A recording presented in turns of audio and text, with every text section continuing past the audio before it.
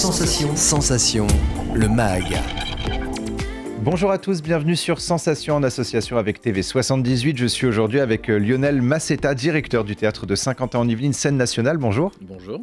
Alors, votre salle de spectacle se trouve à Montigny-le-Bretonneux. Vous êtes en collaboration avec d'autres salles de spectacle du territoire pour prévoir des spectacles hors les murs. Alors, quels sont les objectifs à travers ces spectacles hors les murs ? Alors, il y a deux catégories de spectacles hors les murs. Il y a le premier, c'est les partenariats que l'on peut avoir avec les autres salles du territoire, notamment celle de l'agglomération de Saint-Quentin. Et puis, il y a les spectacles des formes techniquement beaucoup plus légères qui circulent non seulement dans l'agglomération, mais également dans tout le département des Yvelines. Une cinquantaine de représentations par saison qui peuvent tourner dans les foyers ruraux, dans les centres sociaux, etc. Cette collaboration, notamment pour répondre à votre question avec les autres lieux de Saint-Quentin-en-Yvelines, c'est tout simplement que le rôle d'une scène nationale, c'est de faire en sorte qu'il y ait de la communication entre les différents acteurs culturels et artistiques du territoire. L'idée n'est pas que chacun travaille dans son coin, mais de savoir comment est-ce qu'on peut travailler ensemble, soutenir les mêmes artistes, voire même en des temps de raréfaction des financements publics, comment est-ce qu'on peut mutualiser un certain nombre de moyens avec le même objectif qui est de faire se rencontrer et les artistes et les publics. Alors on va s'arrêter sur la programmation de votre salle de spectacle. On va commencer avec le spectacle Scotch. Alors c'est du 1er au 3 février. Alors dites-nous un petit peu plus sur ce spectacle. Le spectacle Scotch pose la question de savoir comment est-ce qu'on se débrouille avec les moyens du bord. En fait, il s'adresse aux jeunes enfants et à leurs familles. Là aussi, c'est un point important dans la programmation, que les familles ne s'ennuient pas quand elles amènent les jeunes au spectacle.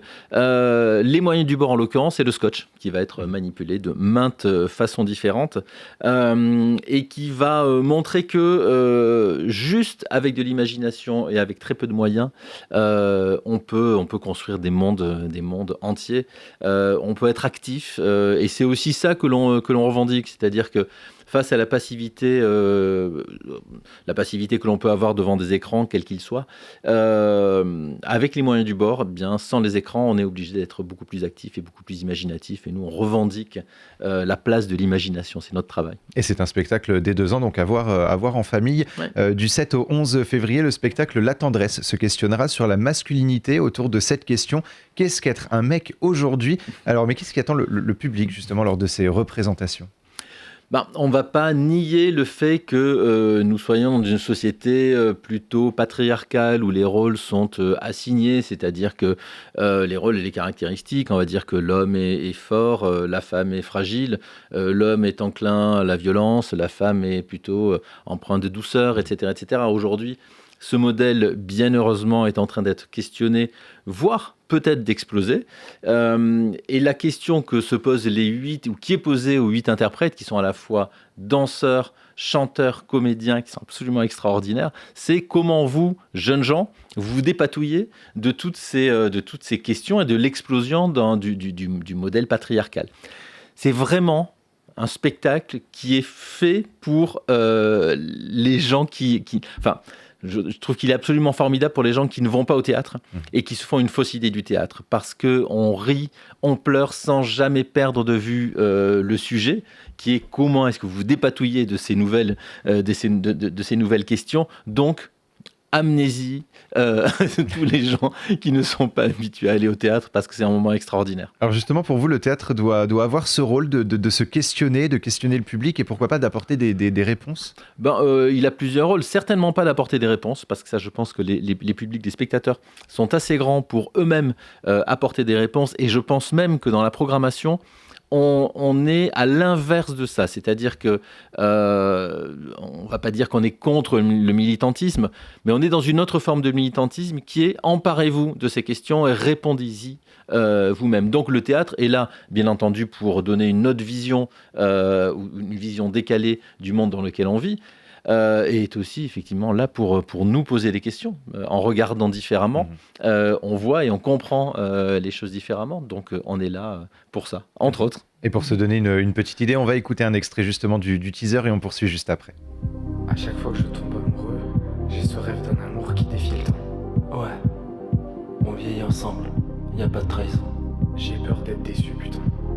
Je me demande, est-ce que grandir, c'est passer son temps à perdre des gens ? Je sais pas si je suis quelqu'un dont on se souvient. Je suis quelqu'un de très... Enfin, je suis pas atypique. Je suis assez banal, je crois. À notre âge, c'est trop la pression. On cherche. Il faut réussir, tu penses qu'à ça. Je me dis les 20 prochaines années de ma vie, j'ai une pile de livres et je fais que ça. J'apprends. Ma vie, c'est une succession de moments où je me suis dit, là c'est fini, c'est mort, je me relèverai pas. Alors tu tiens par la colère, tu te dis je vais tout brûler, moi y compris. T'as l'impression que tu respires dans le feu. Avec les années, je me suis forgé. La tendresse donc du 7 au 11 février. Le 9 février, il y a une rencontre qui est prévue avec Julie Bérez, donc la metteur en scène et l'équipe artistique du spectacle. Alors pourquoi organiser une rencontre autour de ce spectacle ? Ce spectacle plus spécifiquement nécessite une rencontre et va forcément donner lieu à un débat. Non, mais c'est la rencontre avec les artistes. C'est tout simplement pour des échanges de points de vue. Je pense qu'il y a des choses que les artistes doivent entendre.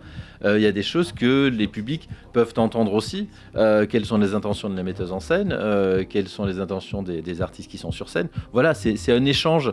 Il me semble important de casser ce qu'on appelle le quatrième mur, celui qui sépare les artistes du public. C'est la fin de la représentation, on est tous ensemble et puis on échange sur ce que l'on a vu.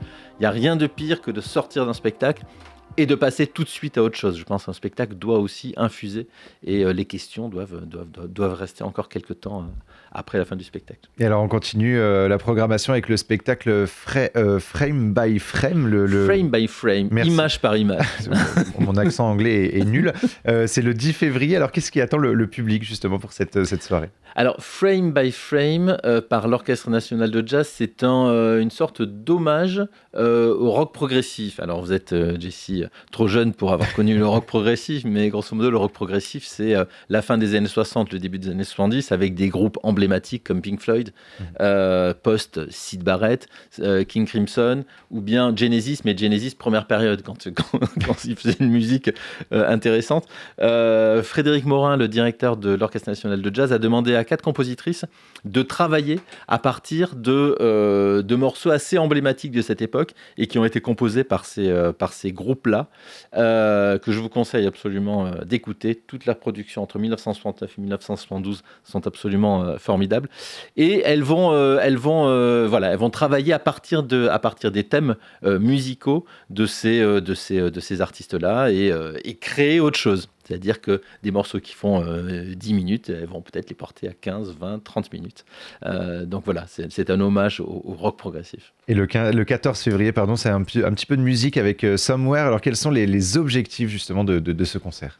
C'est de faire découvrir ou redécouvrir des compositeurs américains. Alors il y en a qui sont assez connus du grand public. Je pense à George Gershwin, qui a composé aussi bien pour le jazz que pour la musique, la grande musique classique américaine. Je pense également à Leonard Bernstein, dont on va entendre la version remarquable de West Side Story pour 2 pianos, et donc 4 mains, par Sania et Lydia Bissiac. Mais il y a aussi des compositeurs qui sont peut-être un peu moins connus du grand public, comme notamment Copland. Voilà. Et puis on descendra un tout petit peu dans le sud des États-Unis. Au sud des États-Unis, on ira même jusqu'en Argentine, on restera sur le continent, avec des œuvres de Astor Piazzolla. Et du 15 au 18 février, le spectacle Pister les créatures fabuleuses sera présenté au théâtre de Saint-Quentin en Yvelines. Une rencontre est également prévue le 16 février avec l'équipe du spectacle. Que va raconter la pièce ? Alors on peut penser que pour voir des choses fabuleuses, des créatures fabuleuses, il faut voyager très très loin de là où nous vivons. Et ce que nous dit ce spectacle, c'est qu'il suffit d'ouvrir les yeux sur ce que l'on a autour de nous, qu'il s'agisse des gens, qu'il s'agisse de la nature, qu'il s'agisse de l'environnement, pour se rendre compte que le fabuleux est vraiment à portée de main. Et voilà, et peut-être ne sommes-nous pas assez attentifs à notre environnement quotidien. Donc là, c'est une incitation à ouvrir les yeux sur l'environnement dans lequel nous vivons au quotidien. Et donc c'est du 15 au 18 février avec, je le rappelle, donc une rencontre du coup le 16 février, donc pareil pour pouvoir parler un petit peu de tout ça. Merci beaucoup Lionel Massetta d'avoir été avec nous sur Sensation. Donc je rappelle que vous êtes le directeur du théâtre de Saint-Quentin en Yvelines, scène nationale. On peut retrouver toute la programmation sur votre site théâtresqy.org ou sur notre site internet Radio Sensation. Et pour revoir ou réécouter cette émission, rendez-vous sur notre site et notre application Radio Sensation.